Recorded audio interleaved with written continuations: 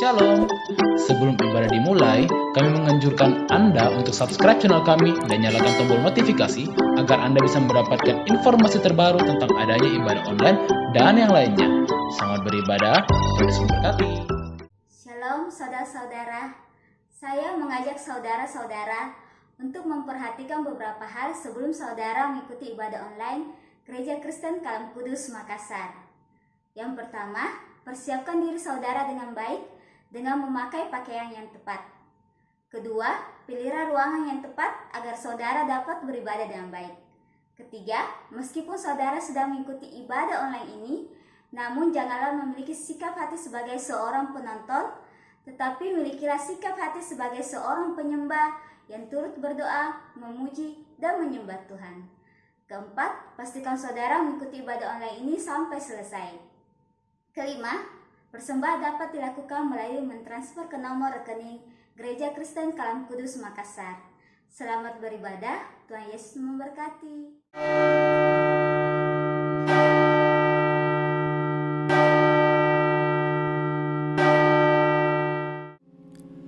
Selamat pagi jemaat yang dikasihi Tuhan, kita bersyukur hari ini kita bisa bersama-sama berkumpul kembali walaupun kita berada di rumah berkumpul dengan keluarga, tetapi kita berkumpul dari kerohanian kita untuk kita bisa sama-sama beribadah untuk menyembah Tuhan. Mari kita sama-sama bangkit berdiri, kita siapkan hati kita untuk memasuki ibadah.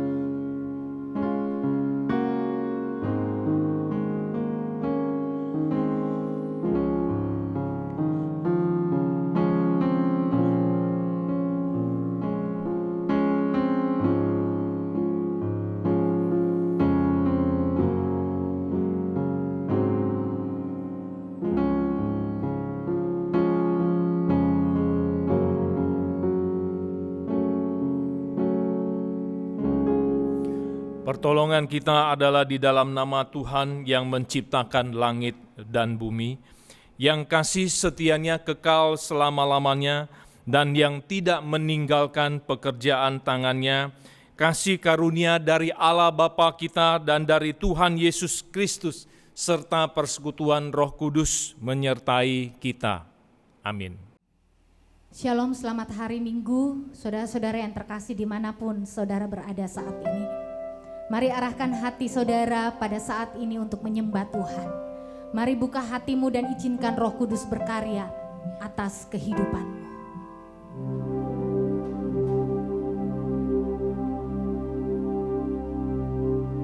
Roh-Mu yang hidup penuhiku, mengalir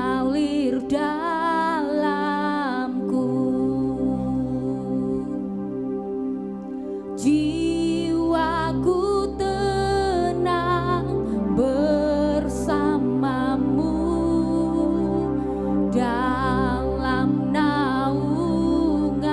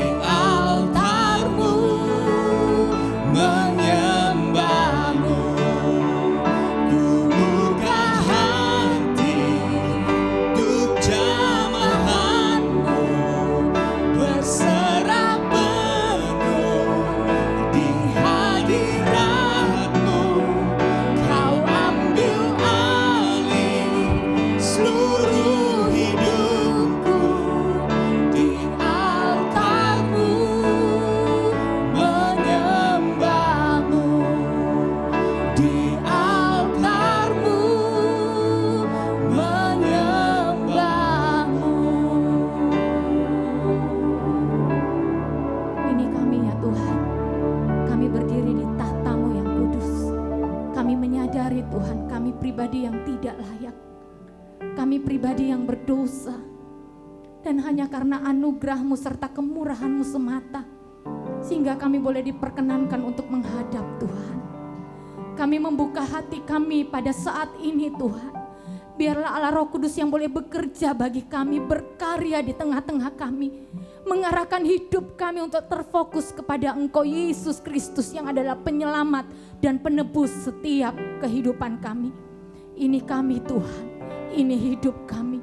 Biarlah seluruh keberadaan kami adalah untuk menyenangkan hati-Mu dan memuliakan Engkau, Allah yang hadir di tengah-tengah kami pada saat ini. Di dalam nama-Mu kami berdoa. Amin. Saudara yang terkasih, kita akan bersama-sama mengikrarkan pengakuan iman rasuli. Pengakuan iman rasuli. Aku percaya kepada Allah, Bapa yang Maha Kuasa, Khalik langit dan bumi, dan kepada Yesus Kristus, anaknya yang tunggal Tuhan kita, yang dikandung daripada Roh Kudus, lahir dari anak darah Maria, yang menderita sengsara di bawah pemerintahan Pontius Pilatus, disalibkan, mati dan dikuburkan, turun ke dalam kerajaan maut, pada hari yang ketiga bangkit pula dari antara orang mati, naik ke surga, duduk di sebelah kanan Allah, Bapa yang Maha Kuasa, dan dari sana Ia akan datang untuk menghakimi orang yang hidup dan yang mati. Aku percaya kepada Roh Kudus, gereja yang kudus dan am, persekutuan orang kudus, pengampunan dosa, kebangkitan tubuh, dan hidup yang kekal. Silakan duduk saudara yang terkasih. Bapak Ibu saudara-saudara sekalian, meskipun di tengah pandemik ini, saya percaya bahwa Tuhan tetap baik. Tuhan masih memberikan kita kesehatan, Tuhan masih memberikan kita pekerjaan, usaha, studi, dan terlebih lagi Tuhan tetap memberikan perlindungannya dan keselamatannya bagi kita. Karena itu kita patut bersyukur kepada Tuhan. Bersyukurlah kepada Tuhan sebab Dia baik dan bahwasanya untuk selama-lamanya kasih setianya.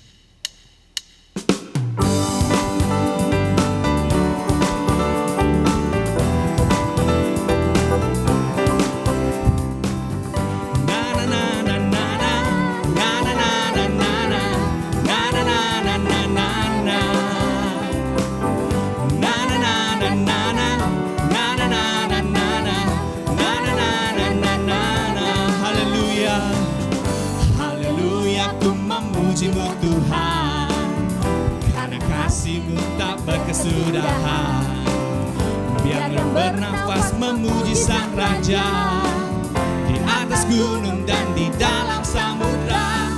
Tanganku ku angkat padamu, mensyukuri rahmat yang Kau beri. Kakiku melompat bagimu, sebab rahmat-Mu baru setiap pagi. Bersyukurlah, bersyukurlah kepada Tuhan, sebab Ia baik, sebab Ia baik, bahwasanya untuk selamanya kasih setianya, kasih setianya.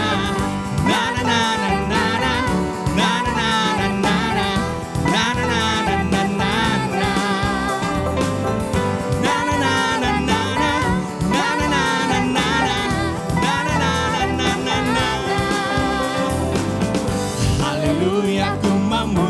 Tuhan, karena kasih-Mu tak berkesudahan.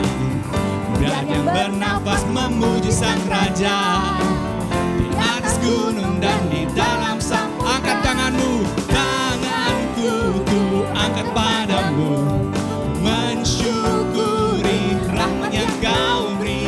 Kakiku melompat bagimu, sebab rahmat-Mu baru setiap pagi. Bersyukurlah, bersyukurlah kepada Tuhan, sebab Ia baik, sebab Ia baik, bahwasanya untuk selamanya kasih setianya.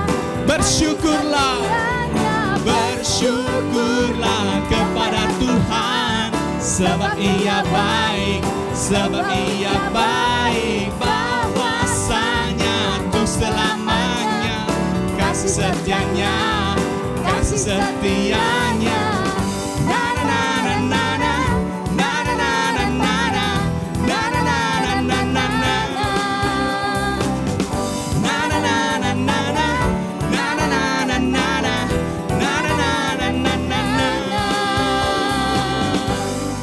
Haleluya. Kiranya kita bisa senantiasa bersyukur kepada Tuhan. Bagi kita yang telah menikmati kebaikan Tuhan, kasih Tuhan, mari kita serukan kebaikan Tuhan itu. Mari kita serukan namanya, karena Dialah Tuhan di atas segala Tuhan dan Raja di atas segala Raja. Serukan namanya.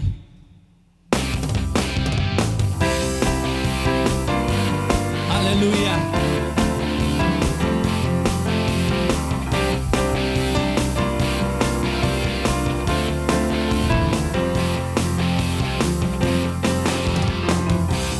Tuhanku maha besar, Tuhanku maha kuasa, Raja segala raja, tak tergoyahkan, Dia takkan tergoyahkan, Dia takkan terkalahkan, Dia hidup dan berkuasa. Serukan namanya, serukan namanya, Yesus Tuhan Raja, segala kuasa tunduk dalam namanya.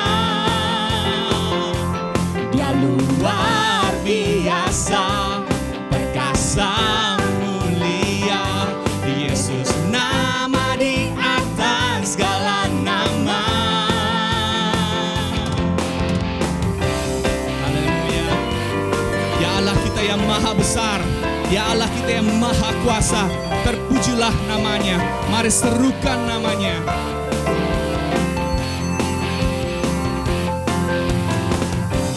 Tuhanku maha besar, Tuhanku maha kuasa, Raja segala raja, tak tergoyahkan, Dia takkan tergoyahkan, Dia takkan terkalahkan, Dia hidup dan berkuasa. Mari serukan namanya, serukan namanya, Yesus Tuhan Raja, segala kuasa tunduk dalam namanya.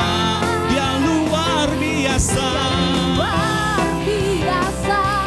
perkasa mulia, Yesus nama di atas segala nama. Serukan namanya, serukan namanya, Yesus Tuhan Raja, segala kuasa tunduk dalam namanya. Dia luar biasa,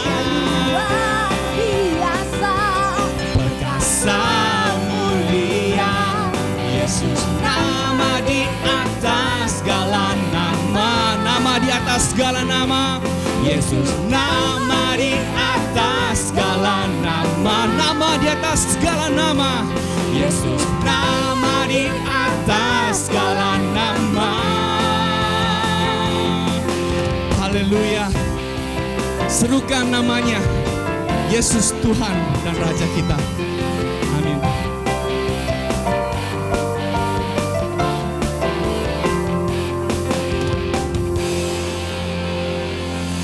Nama Yesus, nama di atas segala nama.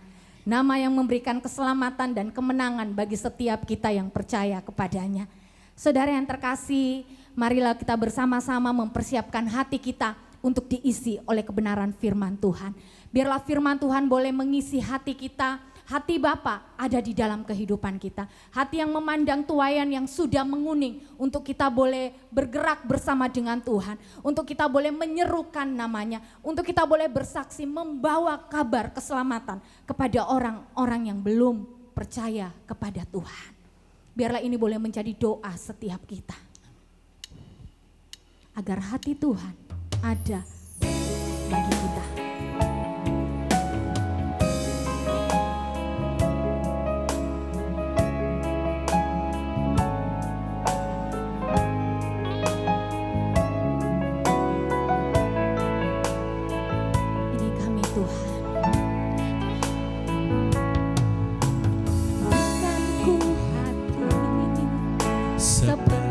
hatimu yang penuh dengan belas kasihan.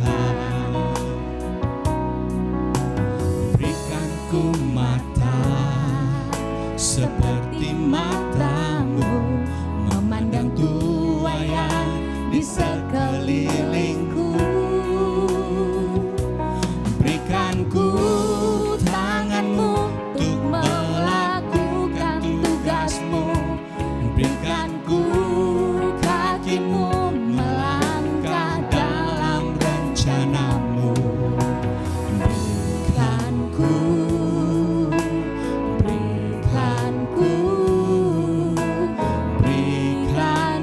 hatimu.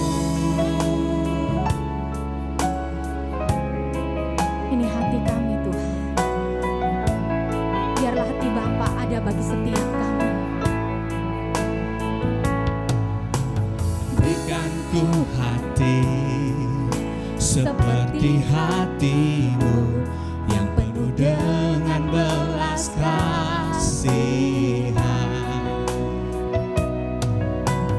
Berikan ku mata seperti matamu, memandang tuaian di sekelilingku. Berikan ku tanganmu untuk melakukan tugasmu.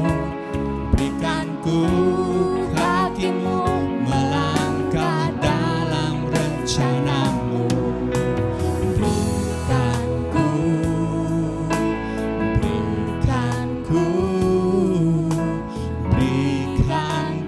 hatimu.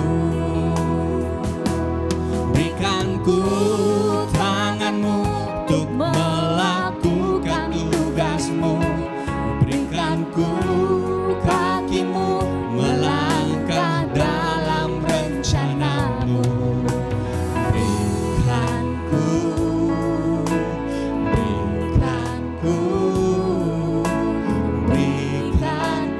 hatimu.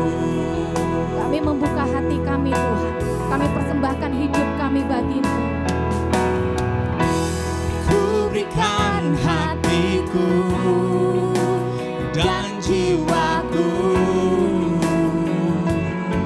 semuanya bagimu di dalam hidupku, di setiap waktu. Nyatakan jalanmu. Ku berikan hatiku dan jiwaku, semuanya bagimu di dalam hidupku, di setiap waktu. Nyatakan jalanmu. Nyatakan jalanmu. Nyatakan jalanmu.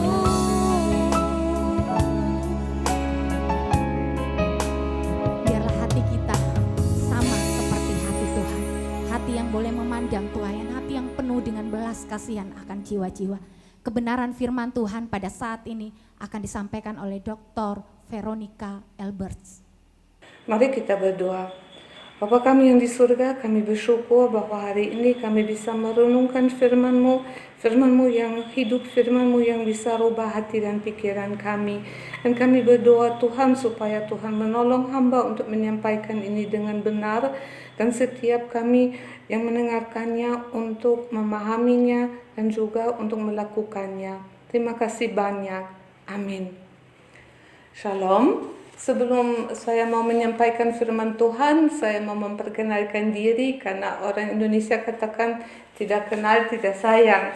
Nama saya adalah Dr. Veronica Elberts. Saya sudah 34 tahun di Indonesia dan hampir selama 20 tahun saya mengajar di Saat di Malang dan sekarang saya pensiun.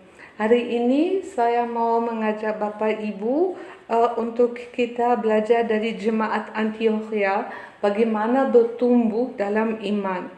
Untuk itu kita buka Kisah Para Rasul pasal 11 ayat yang ke-19 sampai 21 dan Kisah Para Rasul 13 ayat yang pertama sampai dengan ayat yang ketiga. Mari kita buka Kisah Para Rasul pasal 11 ayat yang ke-19 sampai dengan 21. Barnabas dan Saulus ke Antioquia. Sementara itu banyak saudara-saudara telah tersebar karena penganiayaan yang timbul sesudah Stefanus dihukum mati. Mereka tersebar sampai ke Fenisia, Siprus dan Antioquia. Namun mereka memberitakan Injil kepada orang Yahudi saja. Akan tetapi di antara mereka ada beberapa orang Siprus dan orang Kirene yang tiba di Antioquia dan berkata juga kepada orang-orang Yunani dan memberitakan Injil bahwa Yesus adalah Tuhan. Tantangan Tuhan menyertai mereka dan sejumlah besar orang menjadi percaya dan berbalik kepada Tuhan. Kita lanjutkan pembacaan firman Tuhan dengan pasal 13. Kita akan baca di situ ayat-ayat yang pertama. Pada waktu itu dalam jemaat di Antioquia ada beberapa nabi dan pengajar, yaitu Barnabas dan Simeon yang disebutkan Niger, dan Lukius orang Kirene, dan Menahem yang diasuh bersama dengan raja wilayah Herodes, dan Saul. Pada suatu hari ketika mereka beribadah kepada Tuhan dan berpuasa, berkatalah Roh Kudus, khususkanlah Barnabas dan Saulus bagiku untuk tugas yang telah kutentukan bagi mereka. Maka berpuasa dan berdoalah mereka, dan setelah meletakkan tangan ke atas kedua orang itu, mereka membiarkan kedua pergi. Inilah firman Tuhan, dan dari situ kita hari ini mau belajar. Hampir semua gereja ingin bertumbuh secara kuantitas dan juga secara kualitas. Dan ini sangat penting bahwa bukan hanya orang Kristen pribadi bisa bertumbuh, tetapi juga satu gereja, beberapa atau banyak orang Kristen bersama-sama. Dan ini sangat penting karena itu menolong kita untuk pertumbuhan gereja masa kini. Mari kita belajar dari jemaat di Antioquia. Dari Malang saya ingin ada 3 hal yang penting, seperti 3 apel dari Malang atau Batu yang saya mau sampaikan kepada Bapak Ibu dan memberikan. Yang pertama, situasi kota sebelum ada jemaat Antioquia yang tadi kita jumpai di bacaan Alkitab. Dahulu kota Antioquia adalah kota jaya. Itu walaupun sekarang itu kurang penting, tetapi itu dulu kota ketiga di Kekaisaran Romawi.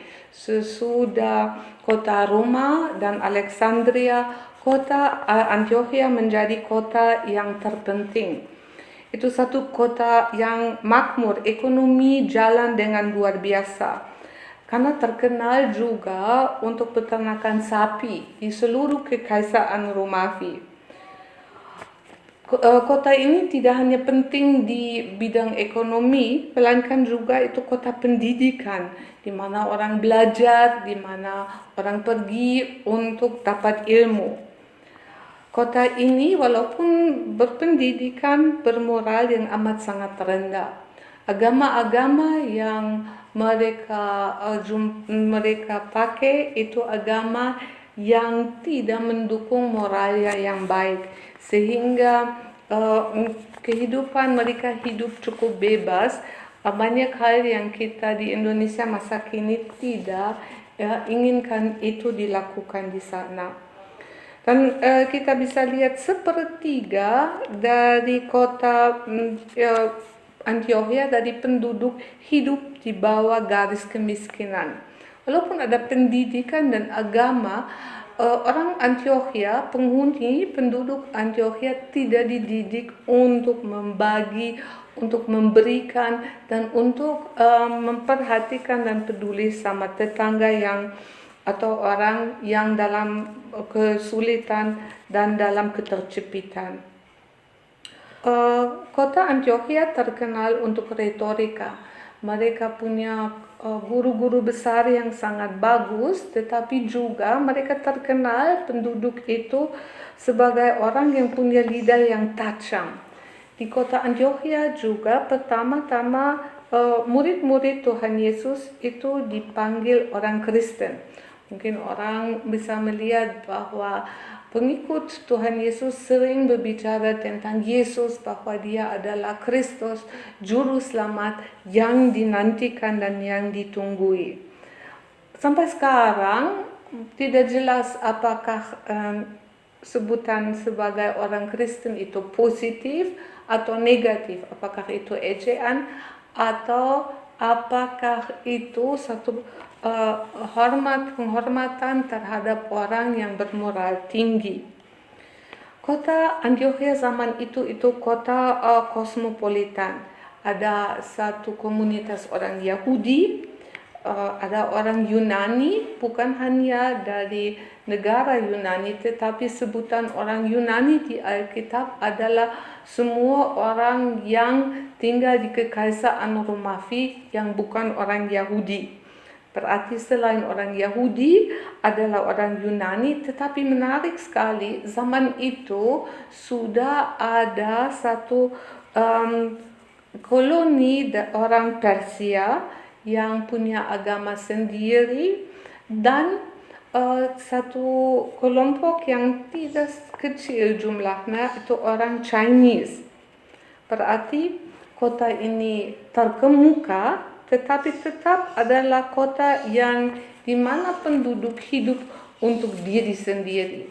Kita bisa simpulkan bahwa Antioquia adalah satu kota di dunia ini dianggap kota jaya, tetapi untuk perhatian, untuk mempeduli orang lain itu kurang. Nah, saya tidak tahu apakah kota Makassar seperti kota Antioquia. Saya tahu kota Makassar itu merupakan kota besar di kawasan Indonesia Timur. Pada waktu keluarga saya masih melayani di Papua, Makassar itu sangat penting dan saya ingat pada waktu saya berkunjung ke mereka ungkapkan itu. Juga kalau kita lihat statistik, pertumbuhan ekonomi 5 tahun terakhir yang saya maksudkan sebelum corona atau COVID sangat meningkat drastis. Berarti kota Makassar itu dalam hal ini mirip Antioquia. Tuhan berkati, dan itu kota yang pada umumnya cukup banyak orang makmur. Tetapi saya tidak berani untuk menilai apakah kota Makassar dan penduduk-penduduknya berfokus atau terfokus pada diri sendiri seperti orang Antioquia. Tapi pada umumnya kita bisa katakan kota dan manusia tanpa Tuhan itu pikirannya pendek, hanya berputar tentang diri sendiri dan terfokus pada diri sendiri dan tidak mengenal belas kasihan dan perhatian terhadap orang lain. Ini hal yang pertama, kita harus ingat jemaat Antioquia lahir di tempat yang seperti itu. Nah, ini mengantar kita ke poin yang kedua. Jemaat itu dirintis di kota Antioquia yang tadi kita lihat. Mari kita lihat bagaimana itu terjadi. Komunitas orang Yahudi di kota itu mereka sangat rajin bermisi. Apalagi sesudah ada penganiayaan di Yerusalem di mana Stefanus dibunuh. Orang Yahudi di seluruh Kekaisaan Romawi, bukan hanya di kota Antioquia, adalah orang yang rajin beribadah, yang dipandang tinggi karena ibadah mereka tertib dan mereka hidup cukup takut akan Tuhan dan tidak terbawa arus yang tidak baik. Mereka memperhatikan orang lain.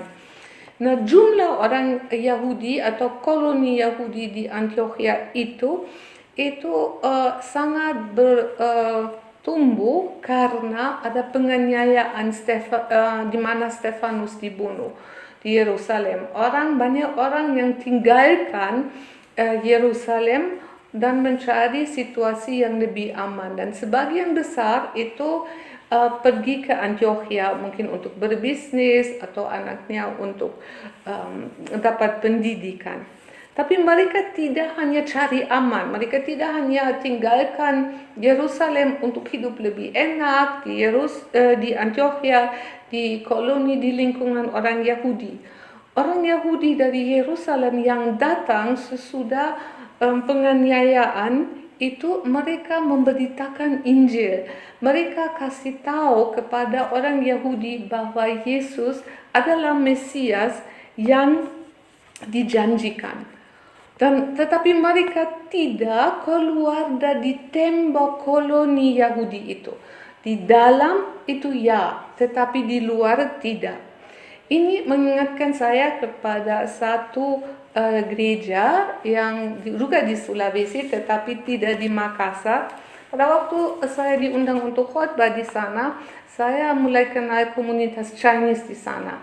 Dan majelis katakan kepada saya, "Ibu, kami sudah menginjili setiap keluarga Chinese, dan itu jemaat kami adalah hasil dari PI pribadi."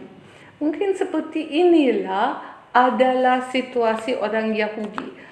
Sangat terbeban untuk sanak saudara, sangat terbeban supaya keluarga bisa kenal Tuhan dan hidup saleh. Dan orang yang datang dari Yerusalem, mereka membawa berita bahwa Mesias yang dinantikan itu sudah ada, dan itu Tuhan Yesus. Tapi mereka tidak keluar dari komunitas itu. Komunitas yang lain, komunitas orang Yunani atau penghuni kekaisaran Romawi yang biasa, yang non-Yahudi, itu mereka diinjili oleh petobat dari latar belakang Siprus dan Kirene, dan mereka memperkenalkan Injil di antara orang non-Yahudi. Mereka sendiri adalah orang non-Yahudi, tetapi mereka pergi ke Yerusalem atau mereka interaksi dengan orang Yahudi yang sudah bertobat. Mereka bertobat dan mereka membawa Injil ke komunitas orang non-Yahudi. Dan kita bisa lihat Alkitab katakan banyak orang bertobat dan lahir baru. Dan itu muncul jemaat Antioquia. Karena dari jemaat Antioquia itu dari latar belakang Yahudi, orang Yahudi biasa menerima orang dari latar belakang non-Yahudi kalau mereka ikut iman mereka. Tetapi jemaat Antioquia itu fokusnya adalah pada Tuhan Yesus. Mereka terdiri dari orang Yahudi yang bertobat, yang menerima Yesus sebagai juru selamat, dan orang non-Yahudi yang menerima Yesus sebagai Kristus yang mereka tunggu. Berarti jemaat Antioquia di kota kosmopolitan Antioquia itu terdiri dari dua bisa dikatakan suku atau latar belakang. Dan pertumbuhan jemaat itu di mentoring oleh jemaat di Yerusalem. Mereka kirim perwakilan-perwakilan untuk menolong orang di Antioquia untuk tetap dekat dengan Tuhan, tidak berbidat dan sebagainya. Perkembangan ini mengingatkan saya kepada sejarah gereja Chinese di Indonesia. Saya dulu mengajar sejarah gereja Indonesia, Dan begitu sering jemaat Chinese itu tidak didirikan oleh orang dari luar Chinese, melainkan ini orang Chinese urus itu sendiri. Beberapa orang bertobat dan mereka undang keluarga mereka, bertemu di ruang tamu mereka, akhirnya banyak, dan itu mulai lahirnya di jemaat Antioquia. Mari kita kembali kepada jemaat di Antioquia. Jemaat Antioquia itu bertumbuh dalam iman dan mereka dididik dan mereka dapat pelajaran yang baik. Tetapi mereka juga bertumbuh dan belajar pada waktu Yerusalem yang dulu mentoring atau menjadi kakak mereka mengalami kesulitan ekonomi. Awal kita tahu dari Kisah Para Rasul mereka saling tolong menolong, Kisah Para Rasul pasal 2 dan pasal 4. Tetapi akhirnya banyak orang jatuh miskin. Antioquia yang sebagai anak dari jemaat di Yerusalem ambil bagian untuk menolong orang-orang Kristen di Yerusalem itu. Jemaat Antioquia yang bertumbuh dalam iman dan sangat aktif di bidang diakonia, kirim pertolongan ke Yerusalem, memperhatikan orang di kota sendiri, tapi mereka mengalami juga pergumulan teologis. Karena mereka terdiri dari dua golongan, orang Kristen yang dari latar belakang Yahudi yang masih mengikuti hukum Taurat seremonial dengan memberi korban, dan orang non-Yahudi yang bingung dengan ini karena mereka tidak tahu itu. Dan ada orang Kristen dari latar belakang Yahudi yang tuntut untuk menjadi orang Kristen, tinggalkan budaya Yunani itu dan menjadi seperti orang Yahudi. Perselisihan ini bukan perselisihan yang kecil.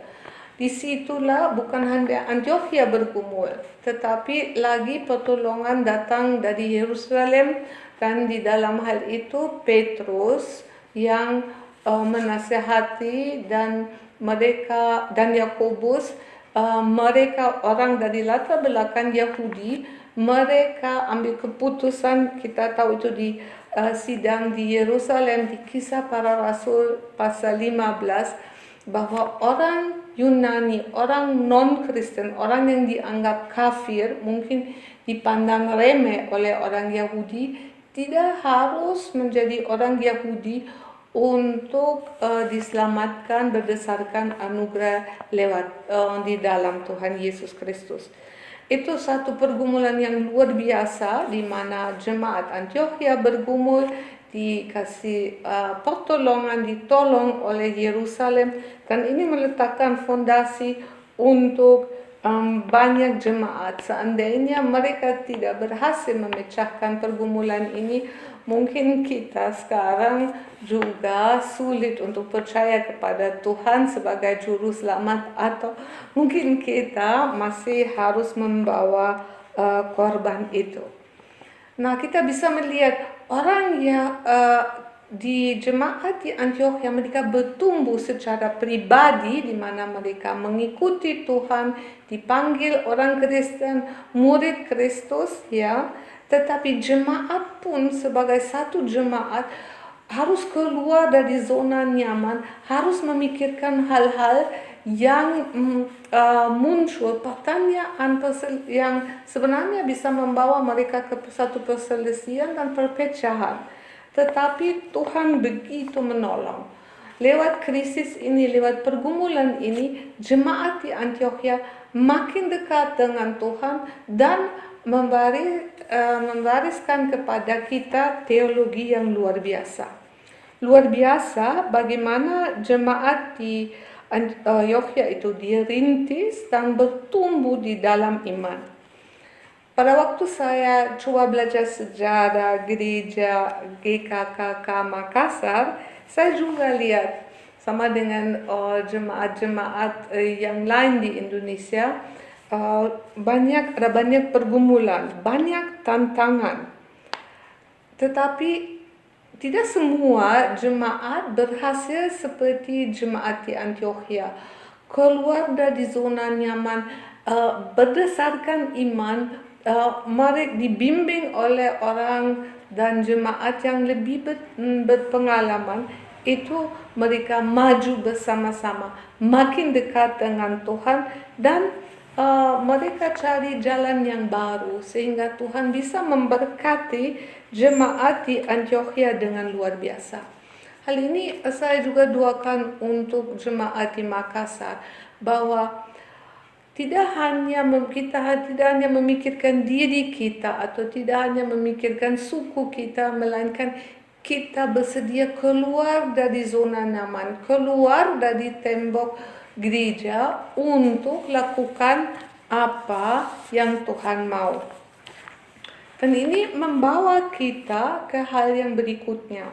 Jemaat di Antioquia itu dirintis di latar belakang yang kafir, yang tidak baik, yang bertumbuh dengan luar biasa, baik secara pribadi maupun sebagai jemaat. Mereka berani mengikuti pimpinan Tuhan ke jalan yang mereka tidak tahu sebelumnya. Dan akhirnya jemaat di Antioquia bisa terlibat dalam misi.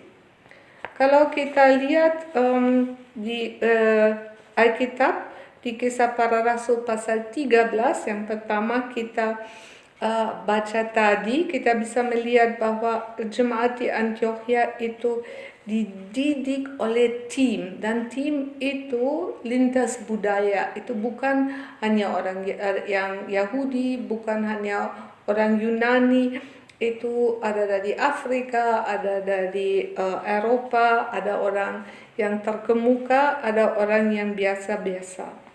Nah, karena Tuhan mau mulai sesuatu yang baru sama sekali, kalau bahasa Inggris yang blows the mind, yang tidak bisa dipikirkan, Tuhan mulai itu dengan pada waktu mereka beribadah dan berpuasa. Mereka beribadah, menyembah Tuhan sebagai bukan hanya juru selamat, tetapi juga pencipta langit dan bumi yang perlu dikenal. Dan pada saat itu Roh Kudus panggil mereka untuk langkah berikutnya. Roh Kudus memanggil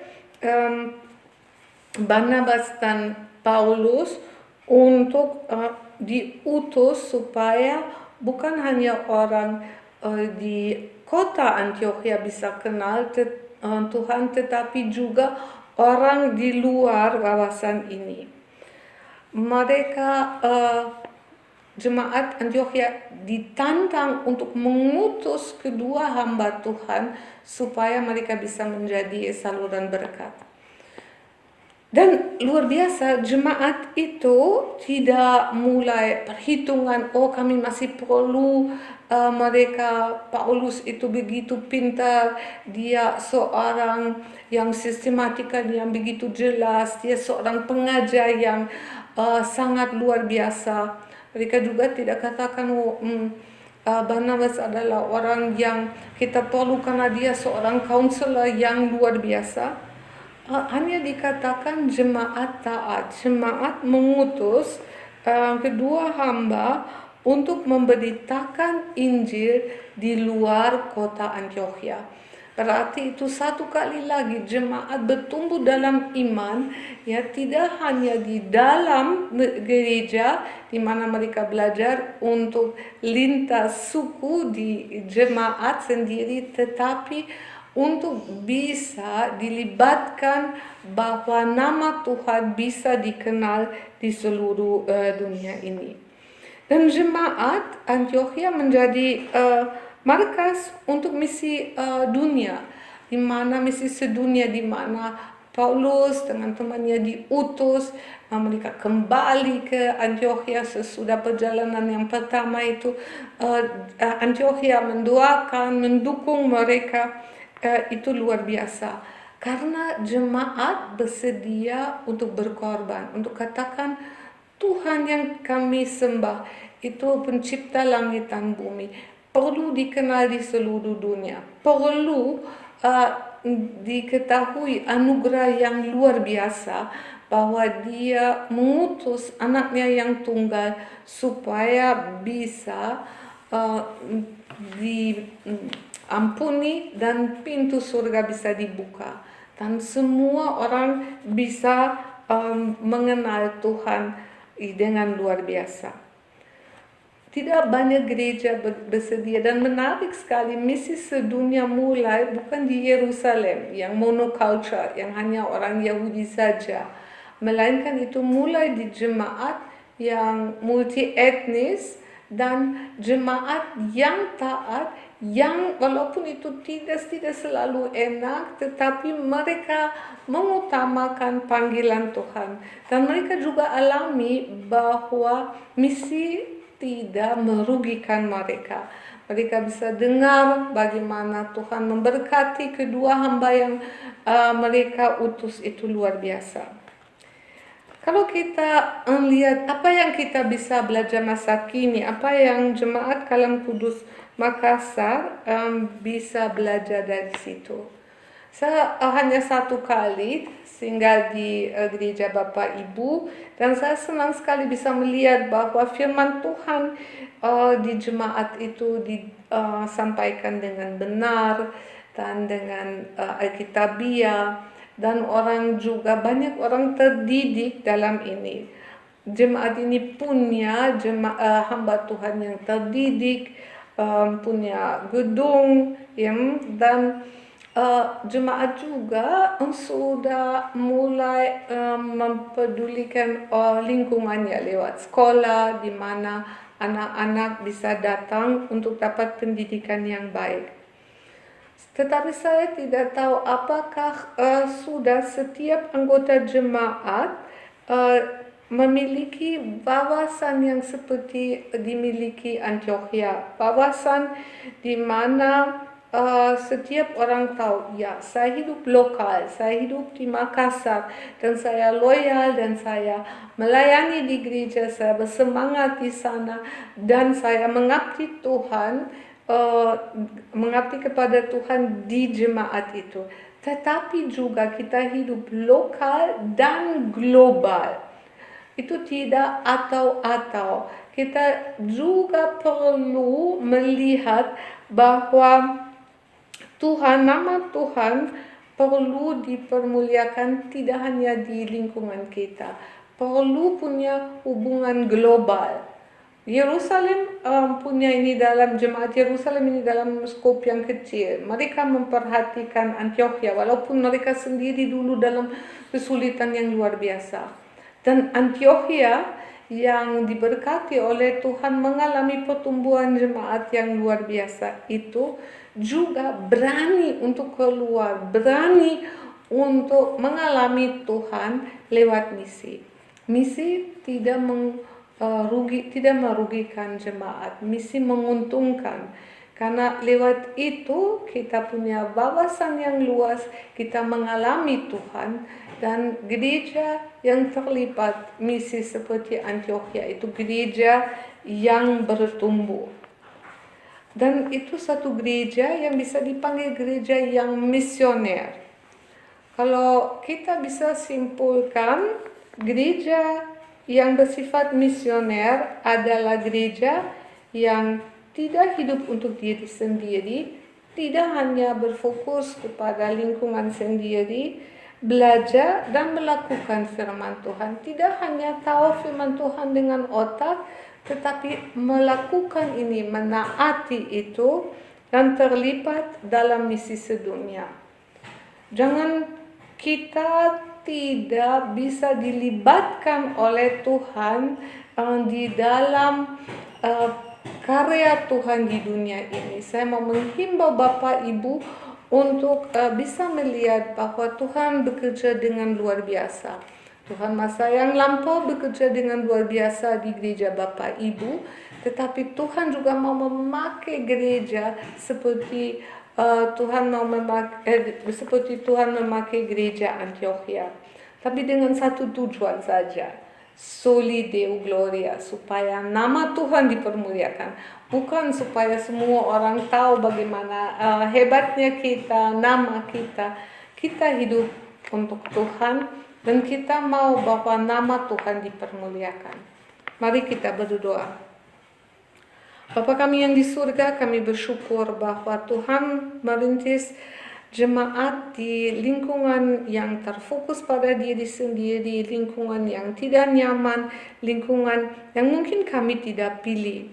Tetapi kalau Tuhan merintis jemaat, Tuhan melibatkan kami bersyukur bahwa kami boleh seperti gereja di Antioquia boleh belajar firman Tuhan, boleh melakukan ini dan boleh mengalami Tuhan dalam kehidupan sehari-hari. Tuhan tolonglah kami juga supaya kami bisa dilibatkan sampai ke ujung-ujung bumi. Supaya kami setia dan aktif, rajin di gereja kami sendiri, tetapi juga bersedia untuk mendoakan atau untuk memberikan atau untuk mengutus Barnabas dan Saulus kita untuk kemuliaan Tuhan. Terima kasih banyak. Amin. Saudara, kita bersyukur kita sudah mendengarkan firman Tuhan, dan biarlah firman Tuhan ini boleh sungguh kita lakukan di dalam kehidupan kita hari lepas hari. Mari kita sama-sama bangkit berdiri, kita mengakhiri ibadah kita dengan pujian doksologi.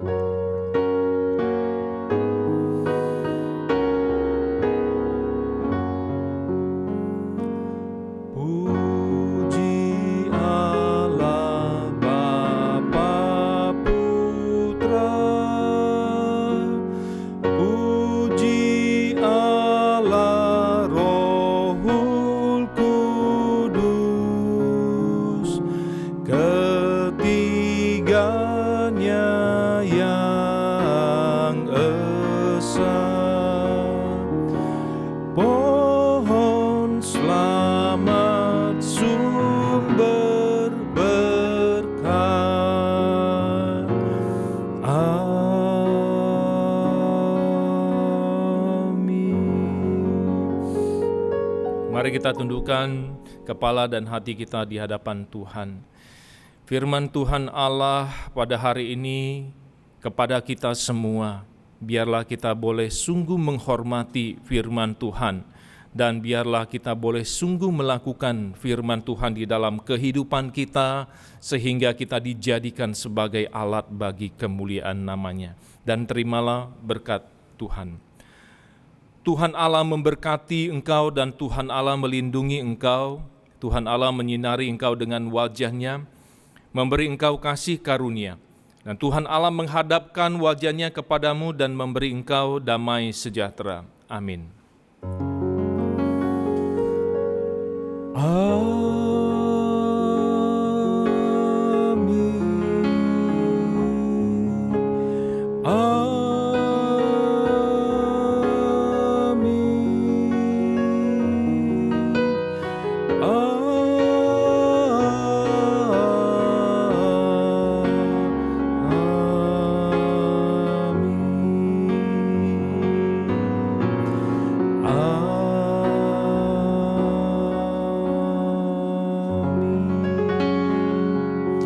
Silakan duduk, saudara yang dikasihi Tuhan, kita ambil waktu teduh sejenak di hadapan Tuhan.